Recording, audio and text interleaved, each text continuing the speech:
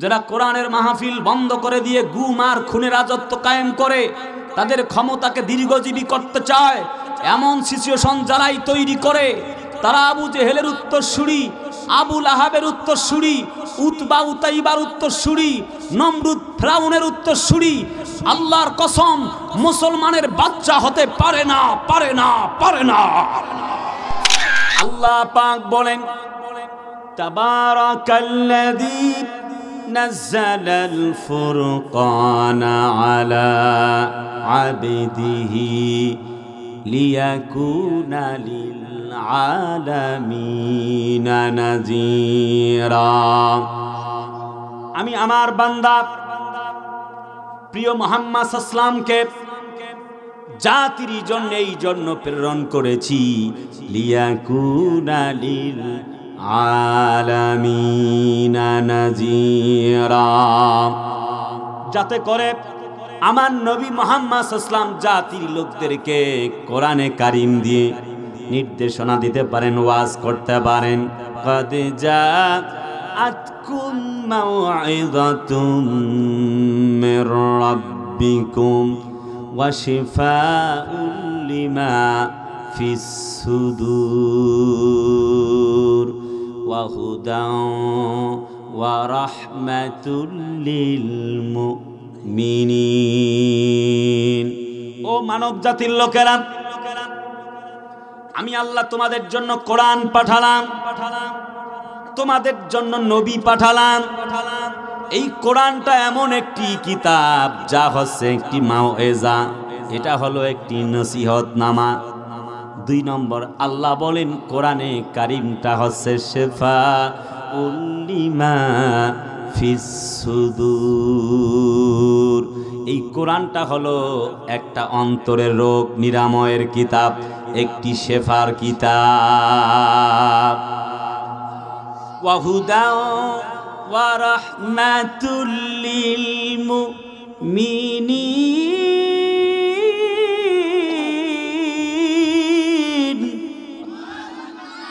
আরেকটু জোরে কোন আল্লাহু আকবার। আল্লাহ পাক বলেন এই কোরআনটা আমি আল্লাহর পক্ষ থেকে একটি হেদায়াতনামা। ফামান তাবিআ হুদায়া ফালা খাউফুন আলাইহিম ওয়ালা হুম ইয়াহজানুন। আল্লাহ বলেন, ও জাতির লোকেরা শুনে নাও, জেনে নাও, যারা আমার কোরআনকে গ্রহণ করেছে, হেদায়েতনামা কোরআনকে যারা গ্রহণ করল, কোরআনকে যারা মেনে নিল, তাদের কোনো ভয় নাই, তাদের কোনো চিন্তাও নাই। আল্লাহ তাখাফু ওয়া লা তাহজানু ওয়া আবশিরু বিল জান্নাতিল্লাতী কুনতুম তুআদুন।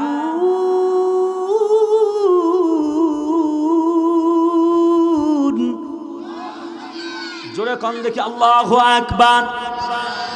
আল্লাহ পাককে যারা গ্রহণ করেছেন, আল্লাহ রাব্বুল আমিন তাদের সম্পর্কে বলেন তোমাদের কোনো ভয় নাই। আমি আল্লাহ ঘোষণা করলাম তোমরা দুঃখ করো না, একটুকু চিন্তিত হয়ো না। ওয়ালা তাহিনু ওয়ালা তাহজানু ওয়া আনতুমুল আ'লাউনা ইন কুনতুম মুমিনিন। তোমরা ভয় পেও না, একটুকু চিন্তিত হও না, হতাশ হও না। যদি তোমরা মুমিন হও তোমরাই বিজয় লাভ করবে। জিজ্ঞেস করতে চাই এই বক্তব্যটা কার? তাহলে বলেন কোরআন মানার দরকার আছে না নাই? আল্লাহকে মানার প্রয়োজন আছে না নাই? আমার কলিজার টুকরা বেলকুচিবাসী একটু গভীর মনোযোগ। এই কোরআন নাজিল হয়ে গেল, নবীজি 570 জন্ম, 610 খ্রিস্টাব্দে কোরআন পেলেন। নবীজি আমার সাপা পাহাড়ে দাঁড়ালেন। নবীজি বললেন কুলু লা ইলাহা ইল্লাল্লাহ তুফলিহুন। কোরআন পড়ো, ঈমান আনো আল্লাহ ছাড়া আর কোনো মালিকই নাই। জিজ্ঞেস করতে চাই, আল্লাহ ছাড়া আর কোনো মালিক আছে নাকি? আল্লাহকে মানার জন্য অর্ডার করা হলো। হযরত নবীজি কোরআনের দাওয়াত দিলেন, যখন চতুর্দিক থেকে বাধা এলো তখন নবীজি তখন পর্যন্ত কোরআনের দাওয়াত বন্ধ করেন নাই। নবীজি অকপটে একটি কথা ঘোষণা করেছেন, আলা লাহুল খালকু ওয়াল আমরু তাবারাকাল্লাহু রাব্বুল আলামিন। জমিন যার, আইনটাও চলবে তার। জমিন কার? চিল্লায় বলে না, জমিন কার? চতুর্দিকে নবীজি কোরআনের প্রচার যখন করেন, শুধু বাধার বাধা।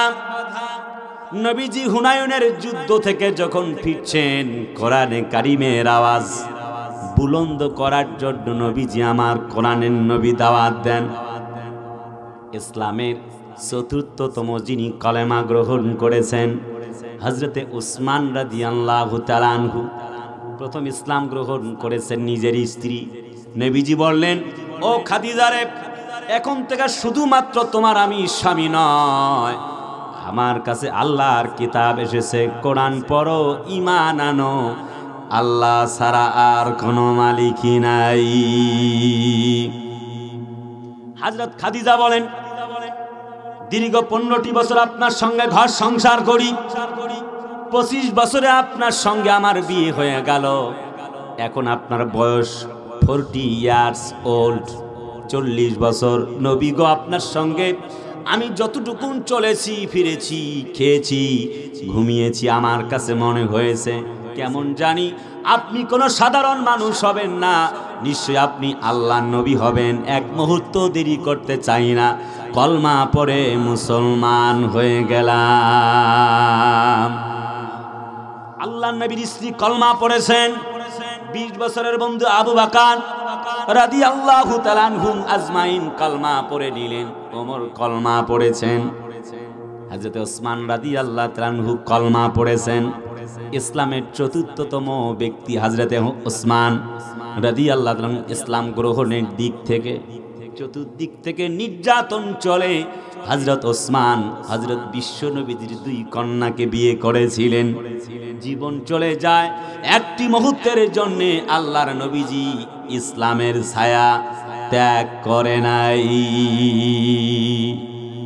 কাফেররা ধরে পিটিয়ে রক্তাক্ত করেছেন। হযরত ওসমানকে তীরবিদ্ধ করা হলো। রক্ত পড়তেছে জমিনে। যখন রক্ত পড়তে পড়তে মরুময় প্রান্তরের মক্কার মাটি শুধু বালু আর বালু, নিধুয়া পাতা, বালু পর্যন্ত ভিজে যাচ্ছে রক্ত দিয়ে। হযরত ওসমান বলে, কখনো নয়, কলমা পড়েছি, ঈমান এনেছি আমি ওসমান, একটি মুহূর্তের জন্য আল্লাহ তাআলার কোরআন ছাড়তে পারি না। এ বাবা, কথা বলো কেন? খুব মুশকিল। কাফিরেরা তারে ধরলেন, বললেন, বেটা বল, কলেমা ছাড়বি কিনা বল। হযরত ওসমান বলে, না, কখনো নয়, কাল্লা, কখনো নয়। হযরত ওসমানকে চাকু দিয়ে শরীরের চামড়াগুলি কাটা হচ্ছে, ছুরি দিয়ে এমনি করে আঘাত করা হচ্ছে পুরা শরীরে, রক্তগুলি ফিনকি দিয়ে বের হয়। হযরত ওসমান চিৎকার মেরে কান্দে। ছুরি দিয়ে যখন রগগুলি যখন কেটে দেয়, রক্ত বের হচ্ছে, শরীরটা যখন ঘনমাক্ত হয়ে গেল, রক্ত বের হতে হতে নিস্তেজ হয়ে যখন জমিনে পড়া গেল। হযরত ওসমান কোরআন পড়তেছিলেন। কাফের বেঈমানরা নির্যাতন যখন চালান, ওসমান জমিনে শুয়ে পড়ে গেলেন, কোরআনটা বুকের মধ্যে। হযরত ওসমানকে বলে, বলো তুমি কালেমা কোরআন ছাড়বা কিনা বলো। হযরত ওসমান বলে, জীবন দিতে পারি, একটি মুহূর্তের জন্য ঈমান দিতে পারি না। ছুরির আঘাতে শরীরটাকে ছিন্ন বিচ্ছিন্ন যখন করা হচ্ছে, চাকু দিয়ে শরীরটাকে ক্ষত বিক্ষত করা হচ্ছে, জবাই করা হচ্ছে। হযরত ওসমান রাদিয়াল্লাহু তাআলাকে কোরআনের জন্য জবাই করা হলো। তাকে জামিউল কোরআন বলা, অর্থাৎ কোরআনের একত্রকারী। হযরত ওসমান রাদিয়াল্লাহু তাআলা ইসলামের জন্য, কোরআনের জন্য, আল্লাহর জন্য, নবীর জন্য জীবন দিয়েছেন। একটি মুহূর্তের জন্য আল্লাহর কোরআন ছেড়ে দেয় নাই। সুবহানাল্লাহ, জোরে কন, আর একটু জোরে কন না সুবহানাল্লাহ। যারা কোরআন গ্রহণ করেছে তারা ঈমানদার, আর যারা কোরআনের মাহফিল সহ্য করে না, 144 ধারা জারি করে, আলেমদেরকে বন্দী করে, আলেমদের হাতের মধ্যে হ্যান্ডকাপ, পায়ের মধ্যে ডান্ডা বেরি পরায়া আলেমদেরকে ফাঁসির মঞ্চে ঝুলায়, যারা কোরআনের মাহফিল বন্ধ করে দিয়ে গুম আর খুনের রাজত্ব কায়েম করে, তাদের ক্ষমতাকে দীর্ঘজীবী করতে চায়, এমন সিচুয়েশন যারাই তৈরি করে, তারা আবু জেহেলের উত্তরসূরি, আবু লাহাবের উত্তরসূরি, উতবা উতাইবার উত্তরসূরি, নমরুদ ফিরাউনের উত্তরসূরি। আল্লাহর কসম, মুসলমানের বাচ্চা হতে পারে না, পারে না, পারে না।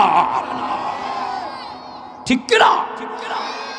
আল্লাহ বলেন, ওয়াকালাল্লাযীনা কাফারু লা তাসমাউ লিহাযাল কুরআনি ওয়ালগাউ ফীহি লাআল্লাকুম তাগলিবুন।